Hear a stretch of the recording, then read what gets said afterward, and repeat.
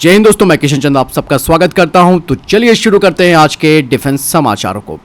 बढ़ते पहले defence update की तरफ, जो कि अमेरिकी F414 इंजन को लेकर आ रही है और इसमें भारत को 80% ट्रांसफर ऑफ टेक्नोलॉजी देने का वादा किया गया है। लेकिन यहाँ पर एक बड़ी खबर ये भी आई है कि जो कि HAL की तरफ से बोली गई है कि जो स्थानीय स्तर पर F414 इंजन भारत में बनाया जाएगा उसमें भारत को कोई भी इंटेलेक्चुअल प्रॉपर्टी राइट नहीं दिया गया है। और ये इंजन आप सब जानते हैं कि तेजस मार्क 2 से लेकर AMCA फाइटर जेट के लिए काफी महत्वपूर्ण है। हालांकि बातचीत अभी भी की जा रही है GE के साथ कि वो भारत को इस इंजन के इंटेलेक्चुअल प्रॉपर्टी राइट को बरकरार रखे। लेकिन दोस्तों यहाँ पर एक बात और आ गई है सामने की, अगर भारत F414 इंजन से लैस किसी भी फाइटर जेट को एक्सपोर्ट भी करता है तो उसके लिए हमें अमेरिका से एक्सपोर्ट की मंजूरी लेनी जरूरी होगी। भले ही F414 इंजन एक हाई परफॉर्मेंस टर्बोफैन इंजन कहा जाता है जो कि अपनी विश्वसनीयता और एडवांस टेक्नोलॉजी के लिए जाना जाता है और एक बेहतर थ्रस्ट के साथ साथ दक्षता प्रदान करता है और ये भारतीय फाइटर जेट्स की अगली पीढ़ी के लिए एक आदर्श ऑप्शन भी बनता है। यानी कि यहाँ पर GE F414 इंजन के लिए इंटेलेक्चुअल प्रॉपर्टी राइट्स को अपने लिए बरकरार रखेगा। मतलब साफ है कि HAL स्थानीय स्तर पर इंजनों का निर्माण तो करेगा लेकिन उसकी तकनीक और मालिकाना डिजाइन GE के हाथ में होगा। और जैसे कि मैंने बताया कि अगर भारत तेजस फाइटर जेट में इस इंजन को लगाकर एक्सपोर्ट करता है तो हमें अमेरिका से परमिशन लेनी होगी। तो बहुत चीज़ें हैं दोस्तों जो कि जियोपॉलिटिक्स लेवल पर आपको पता होनी चाहिए कि कोई भी देश किसी को पूरी तकनीक नहीं देता है। और आप सब जानते हैं कि भारत अगले दशक में लगभग 400 F414 इंजन बनाने की योजना बना रहा है। इन इंजन्स का इस्तेमाल 200 तेजस मार्क 2 फाइटर जेट्स, इसके अलावा 40 AMCA फाइटर जेट्स को पावर देने के लिए किया जाएगा। फिलहाल इस बारे में आपकी क्या राय है? ऐसे में दोस्तों भारत इसीलिए स्वदेशी जेट इंजन बनाने पर फोकस कर रहा है जिसमें कि IPR राइट्स पर भी पूरा फोकस दिया गया है। बढ़ते नेक्स्ट अपडेट की तरफ। दोस्तों हाल ही में HAL की फैसिलिटी से कुछ तस्वीरें सामने आई जिसमें देखा जा सकता है कि टिपनिस ग्रे में तपस UAV का प्रोडक्शन चल रहा है और इस स्वदेशी मानव रहित हवाई वाहन को और ज्यादा अपग्रेड किया जा रहा है। दरअसल दोस्तों जो तापस UAV का ऑनगोइंग डेवलपमेंट है उसमें इसके वजन को कम करना और ड्रैग को कम करना है, जिसके पीछे का कारण यह है कि इंडियन आर्म फोर्सेस को 30,000 फीट से अधिक की ऊंचाई पर इस UAV को ऑपरेट करना है, जिसके लिए इसका वजन और ड्रैग दोनों का कम होना जरूरी है। और जो तपस UAV है वो एक मल्टी रोल प्लेटफॉर्म है जो कि डाइवर्स मिशंस को कर सकता है इंडियन मिलिट्री के लिए, जिसमें कि इंटेलिजेंस, सर्विलांस और रिकॉनेसेंस, इसके अलावा बॉर्डर पेट्रोल और मैरीटाइम सर्विलांस, यही नहीं इसके अलावा ये कम्युनिकेशन रिलीज भी कर सकता है। बढ़ते नेक्स्ट अपडेट की तरफ। दोस्तों हाल ही में Beijing institute of stealth engineering technology ने एक वीडियो प्रदर्शित किया जिसमें कि साफ तौर पर देखा जा रहा है कि भारत की जो टैक्टिकल परमाणु क्षमता वाली बैलिस्टिक मिसाइल पृथ्वी है उसका एक नकली मॉकअप दिखाया जा रहा है, जिसका मतलब साफ है कि इसका उपयोग टारगेट के सिग्नल प्रोफाइल का परीक्षण और अनुकरण करने के लिए किया जाता है। हालांकि दोस्तों मैं बताना चाहूँगा कि पृथ्वी अब काफ़ी पुरानी हो चुकी है और काफ़ी कम संख्या में इसे बनाया गया है। आने वाले वर्षों में प्रलय और निर्भय जैसे मिसाइलों का एक नया युग शुरू होने वाला है। तो बात साफ होती है कि दोस्तों चाइना किस तरीके से भारत की मिसाइलों पर स्टडी कर रहा है। बढ़ते नेक्स्ट अपडेट की तरफ। दोस्तों प्रधानमंत्री नरेंद्र मोदी ने एक बड़ी बात कही है। उन्होंने कहा कि जब उन्होंने भारतीय प्रधानमंत्री का कार्यभार संभाला तब उन्हें पहली बार पता चला कि हमें यही नहीं पता कि हमारे पास कितने द्वीप हैं, यानी कि कितने आइलैंड्स हैं। इसीलिए भारत सरकार ने अंतरिक्ष टेक्नोलॉजी के माध्यम से सर्वेक्षण करवाया जिससे पता चला कि भारत के पास 1300 से ज्यादा द्वीप है, जिनमें से कुछ का आकार लगभग सिंगापुर के बराबर है। प्रधानमंत्री जी ने कहा कि यदि हम खुद का प्रयास करें तो एक नया सिंगापुर भी हम बना सकते हैं। साथ ही साथ दोस्तों यहाँ पर मतलब साफ हो जाता है कि न केवल सिंगापुर बल्कि भारत के नेवल बेसिस भी यहाँ पर तैयार किए जा सकते हैं।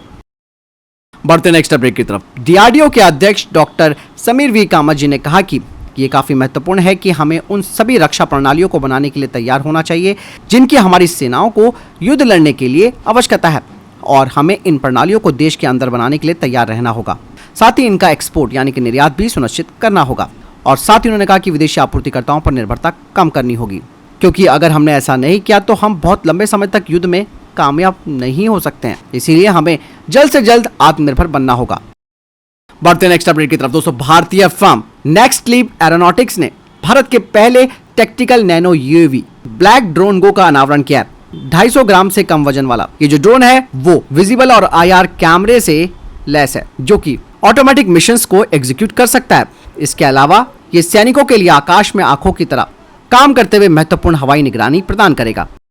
चलिए बढ़ते नेक्स्ट अपडेट की तरफ। दोस्तों भारतीय वायुसेना अब उस प्रपोजल को क्लियर करने वाली है जिसके तहत वे 200 Rudram 1 new generation anti radiation मिसाइलों को खरीदेगी, जो कि दुश्मनों को न्यूट्रलाइज करने में महत्वपूर्ण भूमिका निभाएगी, खास करके दुश्मनों के एयर डिफेंस सिस्टम्स, जिसमें कि उनके सर्विलेंस और ट्रैकिंग रडार, कम्युनिकेशन इंफ्रास्ट्रक्चर शामिल है। साथ ही ये मिसाइल भारतीय वायुसेना की क्षमताओं को काफ़ी बढ़ाएगी। ये दुश्मनों के एयर डिफेंस सिस्टम को खत्म करने के अलावा इन मिसाइलों के जरिए भारतीय वायुसेना कंटेस्टेड एयर स्पेस में चुपके से ऑपरेशंस को अंजाम दे सकती है। चलिए बढ़ते हैं नेक्स्ट अपडेट की तरफ। दोस्तों, आप सब जानते हैं कि भारत का मिराज 2000 फाइटर जेट, जो कि न्यूक्लियर डिलीवरी वाला फाइटर जेट कहा जाता है, ये 2035 तक रिटायर हो जाएगा। लेकिन अब कुछ रिपोर्ट्स बताती है कि इनकी जगह राफेल फाइटर जेट्स ले सकते हैं, जो कि न्यूक्लियर डिलीवरी में महत्वपूर्ण भूमिका निभाएंगे। दरअसल राफेल फाइटर जेट मिराज 2000 की तुलना में काफ़ी सुपीरियर फाइटर जेट माना जाता है। अगर राफेल फाइटर जेट का लोकल प्रोडक्शन भारत में होता है MRFA प्रोग्राम के तहत, तो इसमें न्यूक्लियर डिलीवरीज को इंटीग्रेट किया जाएगा। लेकिन दोस्तों, इंडियन एयरफोर्स का ये भी मानना है कि वो AMCA फाइटर जेट को इस रोल के लिए चुनेगी, क्योंकि इस फाइटर जेट की सर्वाइविलिटी बेहतर होगी कंटेस्टेड एयर स्पेस में, जब वो न्यूक्लियर डिलीवरी मिशंस कर रहा होगा। बढ़ते नेक्स्ट अपडेट की तरफ। दोस्तों, कुछ रिपोर्ट सामने आई है जिसमें कहा जा रहा है कि भारतीय सेना को 27,000 AK-203 राइफलें मिली हैं और शुरुआती देरी के बाद अब ये प्रोग्राम अपने ट्रैक पर आ चुका है।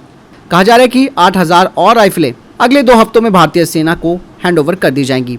कहा जा रहा है कि इसमें 25% लेवल ऑफ इंडिजनाइजेशन यानी कि स्वदेशीकरण का है, और जो कॉन्ट्रैक्चुअल टर्म है इस डील को लेकर, उसमें कहा गया है कि पहली 70,000 राइफलें जो भारत में तैयार होंगी, उनमें धीरे धीरे फेस मैनर में स्वदेशीकरण के स्तर को बढ़ाया जाएगा 5 से 70% तक, और बाकी की 5.4 लाख राइफलें भारत में 100% इनका लोकलाइजेशन होगा, और फुल स्केल जो प्रोडक्शन है AK-203 राइफलों का, वो अगले 2 से 3 सालों में शुरू हो जाएगा।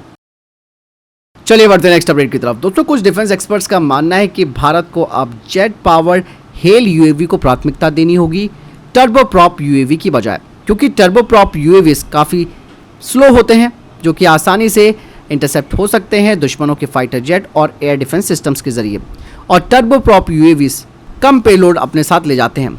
लेकिन ऐसे में जेट पावर्ड UAVs काफ़ी ज़्यादा पेलोड ले जा सकते हैं। साथ ही ये भी कहा जा रहा है कि जो टर्बो प्रॉप UAVs हैं, उनकी ये जो लिमिटेशंस है वो मिशन को भी प्रभावित कर सकती है, क्योंकि इन UAVs में जो advance surveillance equipments, electronic warfare system और जो बड़ी संख्या में म्यूनिशंस है, ये उन्हें नहीं कैरी कर सकते, जिस वजह से ये मॉडर्न मिलिट्री ऑपरेशंस में ज़्यादा कारगर नहीं हो सकते।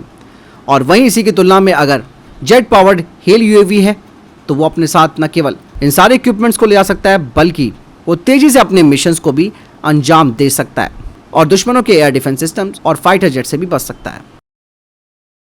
बढ़ते नेक्स्ट अपडेट की तरफ। दोस्तों, SSS डिफेंस की नई असॉल्ट राइफल P-72 भारतीय रक्षा उद्योग में काफ़ी पसंद की जा रही है। 7.62 × 39 mm कैलिबर वाला ये घरेलू हथियार भारतीय अर्धसैनिक संगठनों के लिए एक बेहतर विकल्प बन गया है। दरअसल P-72 की अगर बात, P-72 में सेलेक्ट फायर कैपेबिलिटी, जो कि सेमी ऑटोमेटिक मोड या रैपिड फायर मोड में तेजी से फायर करने की अनुमति देता है।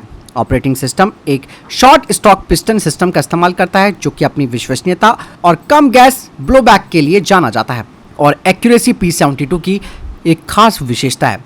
SSS डिफेंस की रिपोर्ट में कहा गया है कि राइफल 800 मीटर तक लक्ष्य को प्रभावी ढंग से निशाना बना सकती है, और विभिन्न प्रकार के अर्धसैनिक अभियानों के लिए ये काफी उपयुक्त है, जिसमें कि क्लोज क्वार्टर एंगेजमेंट से लेकर लंबी दूरी पर कवर फायर प्रदान करना शामिल है। P-72 आसानी से उपलब्ध 20 और 30 राउंड डिटैचेबल बॉक्स मैगजीन से फीड करता है।